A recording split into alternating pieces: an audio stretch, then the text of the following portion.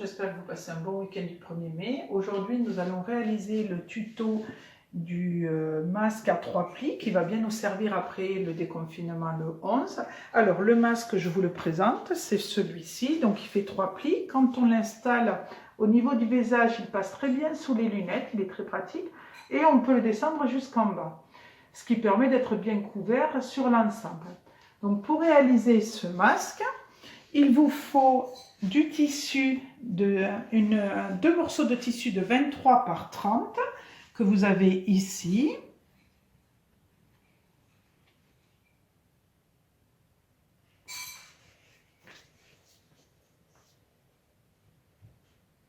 Ensuite, il vous faut 2 morceaux d'élastique de 16 cm.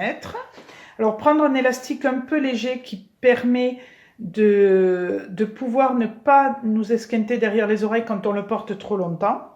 Donc, quand vous avez ces 2 morceaux de tissu, vous les mettez endroit contre endroit, comme ceci, et il faudra coudre sur les 3 coutures. Ce qui donne, une fois que vous l'avez cousu, ceci, il a été cousu et cousu sur les 3 coutures. Vous le prenez et vous le retournez comme ceci. Une fois que vous l'avez retourné, il faut bien penser aux angles. Une fois qu'il est retourné, vous le prenez. Alors, certaines personnes voudront y insérer ou du sopalin ou de la feutrine. Dans ces cas-là, vous faites un petit ourlet ici, ou alors ce petit ourlet, vous le laissez ouvert pour pouvoir glisser quand on aura mis les plis, ou vous préférez le fermer. Donc, vous faites la couture, vous cousez ici. Bien entendu, vous pouvez coudre à la main ou à la machine. Une fois que c'est cousu, cela vous donne ceci. Là, il est cousu. À partir de là, on va former des petits plis en fonction du plan que je vous ai fait. Mais si vous n'avez pas de plan ou que vous ne voulez pas en faire, vous pouvez les faire à la main manuellement. Donc, pour faire un pli, on plie de façon à ce que ce soit bien équitable. On plie et on retourne. On prend, on plie et on retourne. L'idéal est que la mesure restante entre là et là soit de 13 cm.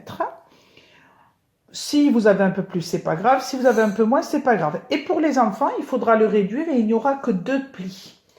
Quand vous en êtes là, vous accrochez votre masque avec des petites aiguilles et ensuite vous cousez tout le long, ici et ici. Et après, vous venez y coudre vos élastiques qu'il faudra mettre comme ceci, avec une petite aiguille, et après vous cousez par-dessus. Faire des points, alors si vous le faites à la machine ou à la main, il faudra bien renforcer au niveau des élastiques pour que cela tienne bien. Donc on répète la même opération de l'autre côté. Et une fois que cette opération est faite, vous obtenez le joli masque que je vous ai présenté. Le voici, ce qui vous fait un joli masque original et personne n'en aura 2 pareils. Vous pouvez en faire de toutes les couleurs, choisir de préférence un tissu de coton qui lui se lavera à 60 degrés et peut se repasser à faire très chaud, ce qui permet d'éliminer toutes les bactéries et de pouvoir l'utiliser autant que vous voulez. Sachant que le coton est très résistant, il n'y a pas de souci. Dès que vous l'utilisez, vous rentrez chez vous, vous le lavez, vous le passez à la machine ou à la main et ensuite un petit coup de fer et vous pouvez vous en resservir. Il faut en général en avoir 2 à 3 par personne, ce qui permet de pouvoir tourner sur une même journée quand on fait différents lieux.